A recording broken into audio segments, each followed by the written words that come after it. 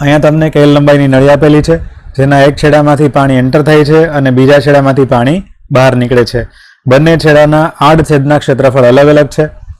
1 પાસેનો જે આડછેદ છે એની ત્રિજ્યા તમને આપેલી છે 2 સેન્ટીમીટર એટલે કે 0.02 મીટર, અને જેટલા વેગથી પાણી એન્ટર થાય છે એ વેગ આપેલો છે v1 2 મીટર પર સેકન્ડ.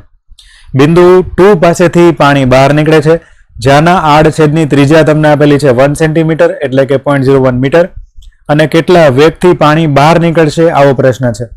ધારો કે v2 જેટલા વેગથી પાણી બહાર નીકળતો હોય તો એ આપણે શોધવાનું છે.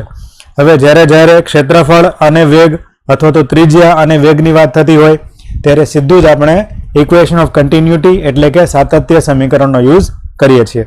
સાતત્ય સમીકરણ મુજબ આડછેદનું ક્ષેત્રફળ અને વેગનો ગુણાકાર અચળ રહે છે. કોઈ પણ પ્રવાહી આવા કોઈ પાઇપમાં ગતિ કરતું હોય તો પાઇપના કોઈ પણ આડછેદ પાસે આડછેદના ક્ષેત્રફળ અને વેગનો ગુણાકાર અચળ રહે છે.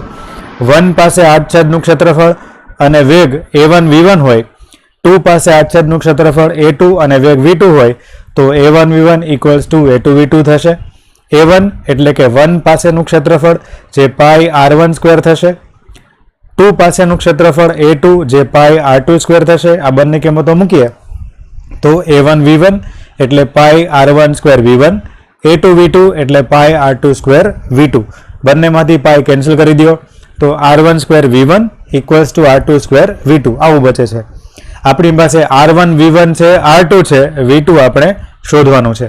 r1 એટલે કે 1 પાસેની ત્રિજ્યા 0.02 મીટર, v1 1 પાસેનો વેગ 2 મીટર પર સેકન્ડ આપેલો છે, 2 પોઈન્ટ પાસેની ત્રિજ્યા જે 0.01 છે એટલે અહીંયા થઈ જશે 0.01 નો સ્ક્વેર, અને v2 આપણે શોધવાનું છે. આ બધી કિંમતો મૂકીએ તો 0.02 સ્ક્વેર ઇન્ટુ 2 મીટર પર સેકન્ડ = 0.01 મીટરનો સ્ક્વેર ઇન્ટુ v2 જે આપણે શોધવાનું છે. આ બધી કિંમતો મૂકી તમે સોલ્યુશન કરો તો v2 એ આપણને મળે છે 8 મીટર પર સેકન્ડ જેટલું.